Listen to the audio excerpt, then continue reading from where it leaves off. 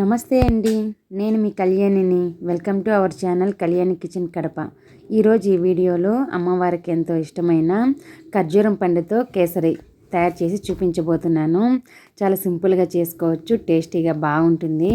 నోట్లో పెట్టుకున్నారంటే ఇట్టే కరిగిపోతుంది. అంత సాఫ్ట్గా వెన్నపూసలాగా మధురంగా ఉండే ఈ ఖర్జూరం పండు కేసరి నేను ఎలా తయారు చేస్తానో మీకు కూడా ఈ వీడియోలో చూపించేస్తాను. స్కిప్ చేయకుండా చూడండి, అలాగే లైక్ చేసి సబ్స్క్రైబ్ చేయండి. ఈ వీడియోకి హైప్ కూడా ఇవ్వండి.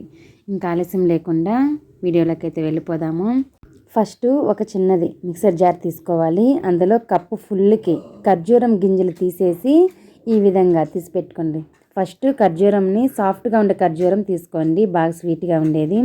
శుభ్రంగా కడగండి. కడిగిన తర్వాత లోపల ఉన్న గింజలు తీసేయండి. గింజలు తీసిన తర్వాత కొలతలు అనేది కరెక్ట్గా తీసుకోవాలి. కప్పు ఫుల్కి తీసుకోండి. ఒక చిన్న బెల్లం ముక్క వేసామంటే వేసామన్నట్టు వేయాలి, లేదు అది కూడా వద్దనంటే స్కిప్ చేసేయండి. అలాగే 2 నుంచి 3 వరకు ఎల్లకల బొడ్డలు వేసుకొని మూత పెట్టుకొని గ్రైండ్ చేసుకొని పక్కన పెట్టుకోండి. తర్వాత స్టవ్ వెలిగించేసి ఫ్రై పాన్ పెట్టుకోవాలి. అందులో 3 to 4 టేబుల్ స్పూన్స్ గీ వేసుకోవాలి. 1 స్పూనే వేసి 3-4 అని చెప్తుంది ఏంటి అనుకుంటున్నారా? ఇది ఫ్రిడ్జ్లో పెట్టానండి, బయట పెట్టడం మర్చిపోయాను. అది ఎక్కువ గడ్డగా ఉంది. అది కరిగేసరికి 3 to 4 టేబుల్ స్పూన్స్ అయితే గీ వస్తుంది. నేను మీకు చూపిస్తాను కూడాను. చూస్తున్నారు కదా, కొంచెం అయితే కరిగింది. 1 టేబుల్ స్పూన్ వచ్చింది. ఇంకా 2-3 టేబుల్ స్పూన్లు అయితే వస్తుంది, అది కూడా కరిగేలోపు. ఇప్పుడు ఈ నెయ్యి మొత్తం కరిగిన తర్వాత కట్ చేసి పెట్టుకున్న బాదాంని అలాగే జీడిపప్పు పలుకుల్ని 3 టేబుల్ స్పూన్స్ బాదం ముక్కలు, 3 టేబుల్ స్పూన్స్ జీడిపప్పు ముక్కలు వేసుకున్నాను. మీకు తగినన్ని వేసుకోండి, మీరు తీసుకున్న క్వాంటిటీని బట్టి. బాదాము జీడిపప్పు పలుకులు కొద్దిగా వేగాయి, కలర్ వచ్చాయి కదా. ఆ టైంలో 10 నుండి 12 వరకు నేను కిస్మిస్ వేసాను. ఎండు ద్రాక్ష ఎక్కువ వేసుకోవద్దండి, పులుపు వచ్చేసింది. బాదం, జీడిపప్పు, ఎండు ద్రాక్ష ఈ విధంగా మంచి కలర్ వచ్చేంత వరకు వేయించుకొని ఒక బౌల్లో తీసి పెట్టుకోండి. ఆ ప్యాన్లోనే నెయ్యి ఉంది కదా, చాలండి. అందుకే ఫస్ట్లో ఒకేసారి వేసేసాను 3 to 4 టేబుల్ స్పూన్స్. ఖర్జూరం పండు 1 కప్పు నిండా తీసుకున్నాం కదా, అదే కప్పుతో సుజీ రవ్వ వేసుకొని లో ఫ్లేమ్లో బాగా దోరగా వచ్చేంత వరకు వేయించుకొని పక్కన పెట్టుకోవాలి. ఎక్కువ కలర్ రావాల్సిన అవసరం లేదు, దోరగా వేగితే చాలు. ఈ విధంగా వేగిపోయింది కదా, స్టవ్ అయితే ఆఫ్ చేసేసాను. ఖర్జూరం పండు బౌల్ ఫుల్కి తీసుకున్నాం కదా, సుజీ రవ్వ వచ్చేసి ఈక్వల్గా తీసుకోండి, బౌల్ ఈక్వల్గా సరిపోతుంది. తర్వాత కేసరి చేయడానికి ఒక కడాయి పెట్టేసుకొని అందులో ఏ కప్పుతో ఖర్జూరము సుజీ రవ్వ తీసుకున్నామో అదే కప్పుతో నేను 5 కప్స్ వాటర్ వేస్తున్నాను. ఈ 5 కప్స్ వాటర్ ఈ విధంగా మరుగుతున్న టైంలో వేయించి చల్లార్చి పెట్టిన సుజీ రవ్వ వేసేసి గరిటెతో ఒకసారి బాగా మిక్స్ చేసేయండి, ఉండలు కట్టకుండా.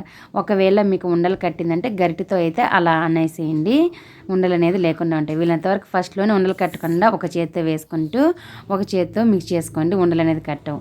మనం మిక్స్ చేస్తూ ఉండగానే ఈ రవ్వ అనేది కొంచెం గట్టి పడుతుంది. ఆ టైంలో గ్రైండ్ చేసి పెట్టుకున్న ఖర్జూరము, ఇలాచి, అందులో కొద్దిగా బెల్లం వేసాం కదా, ఆ పేస్ట్ మొత్తం వేసేసి ఒకసారి బాగా మిక్స్ చేసేయండి. ఫ్లేమ్ని లో టు మీడియం ఫ్లేమ్లో పెట్టుకొని కేసరి అనేది తయారు చేసుకోండి, బాగుంటుంది.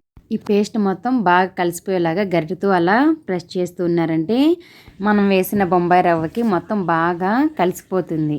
ఇలా మనం ఖర్జూరం పండు పేస్ట్ వేసి కలుపుతూ ఉండాలండి, ఎక్కడ ఆపకూడదు.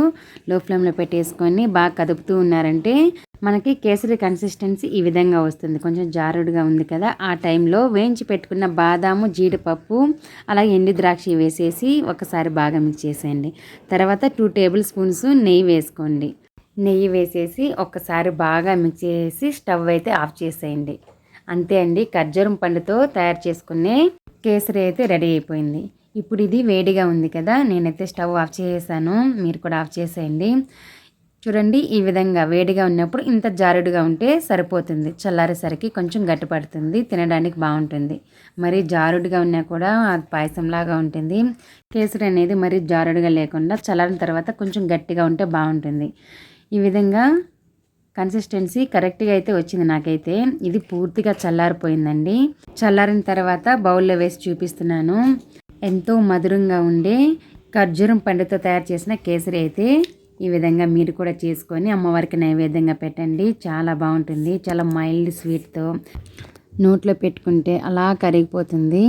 ఎంత తిన్నా ఇంకా తినాలనిపిస్తుంది, ఎగుటుగా అనిపించదు.